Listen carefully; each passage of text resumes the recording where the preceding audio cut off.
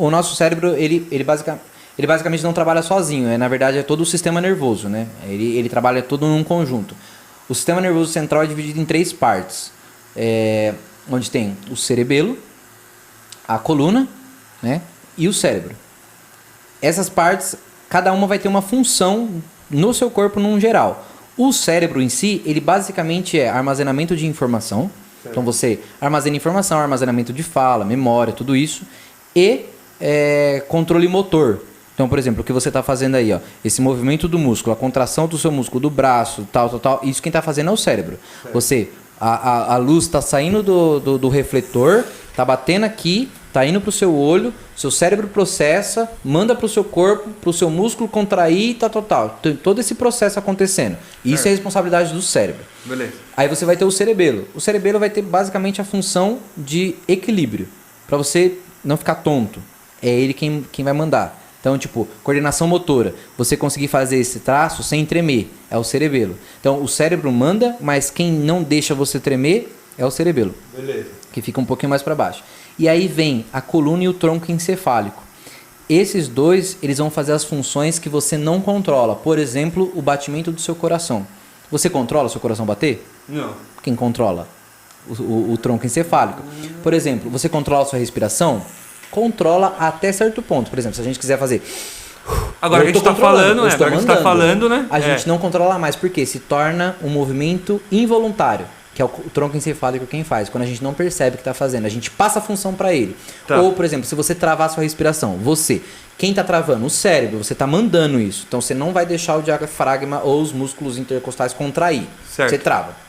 Se você ficar um certo tempo, você consegue segurar isso. Você quem está mandando nisso.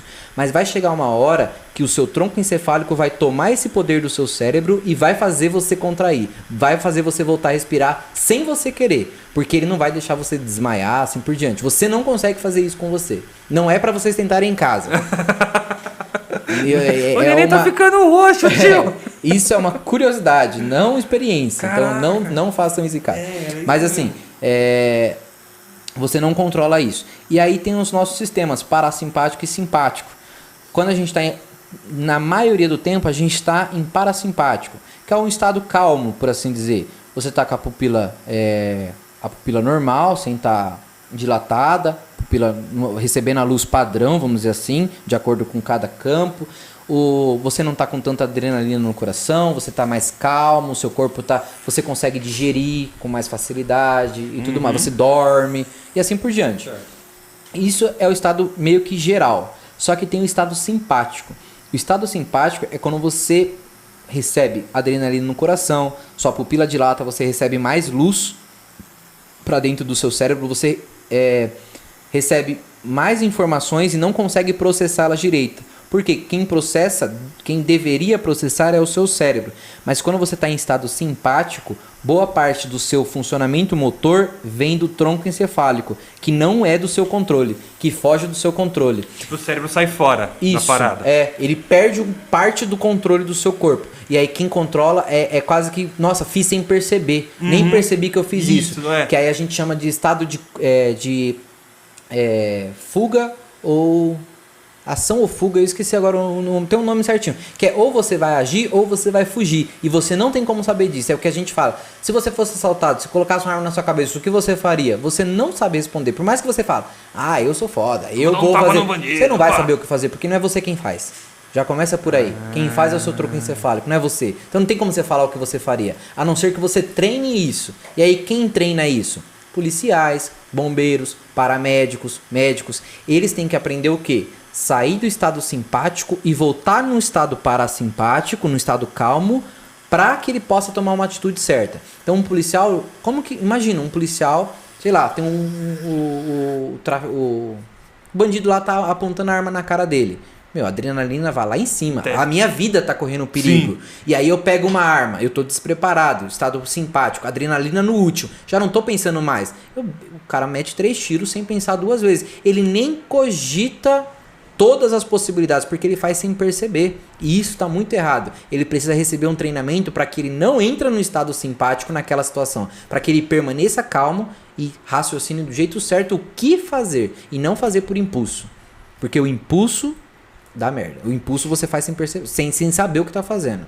E ele tem que estudar isso, ele tem que aprender a controlar isso. E tem como. Porque, como, né? Se você, pra quem tem médico na família, cirurgião, é um pessoal meio... Não frio, tem muito, né? É um pessoal meio frio, é um pessoal meio desligado. Por quê? Porque eles estudam tanto que eles dificilmente entram em estado simpático.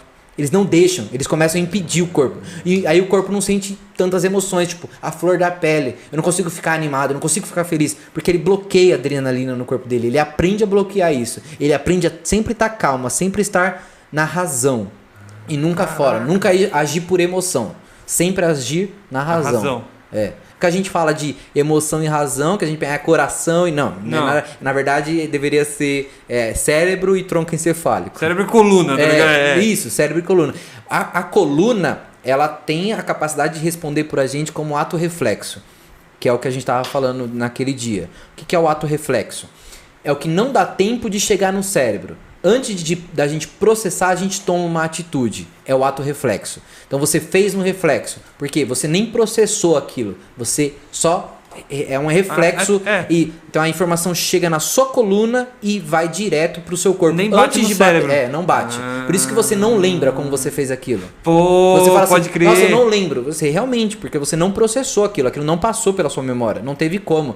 Antes de chegar, a coluna já mandou pro seu músculo. Que é o que, por exemplo, você vai atravessar uma rua e aí vem um carro, uma moto, que seja, vem pra cima de você e você trava. Você trava ou dá um passo pra trás, você pula pra trás. Você não sabe como você tomou aquela atitude, porque não foi o seu cérebro quem tomou. Quem tomou foi a sua coluna e o seu tronco encefálico.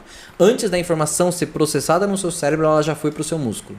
Caralho. Diferente do que você está fazendo aqui agora. Sim, a informação bate pro seu cérebro, processa e manda pro seu músculo. Você toma uma coisa pensada, algo, né, que passou pelo mas deixa eu te perguntar então. Às vezes, isso é bem leigo mesmo. Quando eu falei pra você, eu fiz umas perguntas meio toscona, mano.